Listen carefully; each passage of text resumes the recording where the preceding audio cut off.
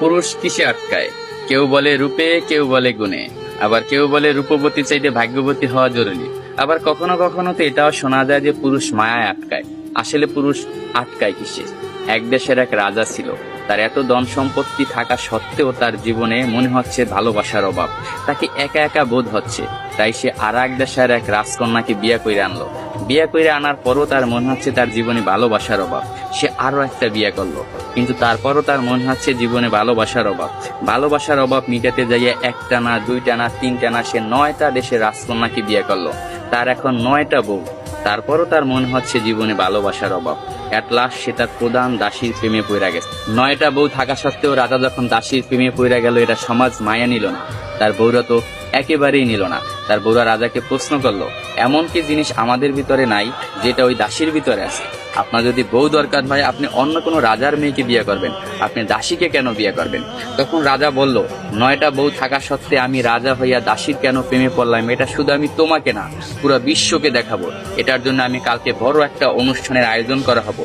ওই অনুষ্ঠানে আমি প্রমাণ করাই দেব আমি রাজা হইয়া কেন দাসীর প্রেমে পড়লাম। পরের দিনকে একটা বড় অনুষ্ঠানের আয়োজন করা হলো। ওই অনুষ্ঠানে 10টা থালা ছিল। 10টা থালা 10 রকমের সম্পদ দিয়ে ভরপুর ছিল। কোনোটায় টাকা, কোনোটায় সোনা, রূপা, হীরা, মুক্তা ইত্যাদি ইত্যাদি দিয়ে 10টা থালা ভরপুর করা হয়েছে। 10টা থালা ভরপুর করার পর রাজা সবাইকে বলল, এই 10টা থালায় 10 রকমের সম্পদ আছে। আমার 9 জন বউ এবং আমি যাকে ভালোবাসি আমার দাসী, এই টোটাল 10 জন, যে যে থালাটা ধরতে পারবে সেই থালার সম্পদ তার। এই কথা শোনার সাথে সাথে তার যে 9টা বউ ছিল দৌড়াইয়া যাইয়া এক একজনে এক একটা থালা ধরলো, কিন্তু তার যে দাসী সে দাঁড়াই ছিল, সে কোনো প্রকার থালা ধরলো না। তখন রাজা প্রশ্ন করলো তার দাসীকে, কি হলো, তুমি সম্পদ কেন ধরলা না?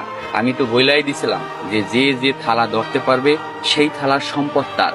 তখন দাসী বলল, কে বললো আমি ধরি নাই? আমি তো আমার সম্পদ ধইরেই দাঁড়াই রয়েছি। রাজামশাই, আপনি ভালো করে তাকাইয়ে দেখেন, আপনার জামা আমার হাতে ধরা। আমি আপনার জামা দইরা বইছি। আমার কোনো ধন সম্পদ চাই না, আমি আপনাকে চাই।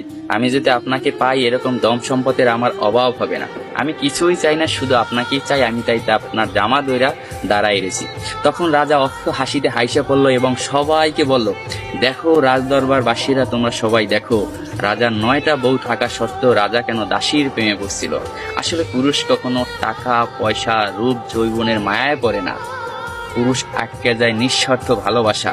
পুরুষ তাই নিঃস্বার্থ ভালোবাসা। পুরুষকে যে নিঃস্বার্থ ভালোবাসবে, পুরুষ তারই হবে, শুধুই তার।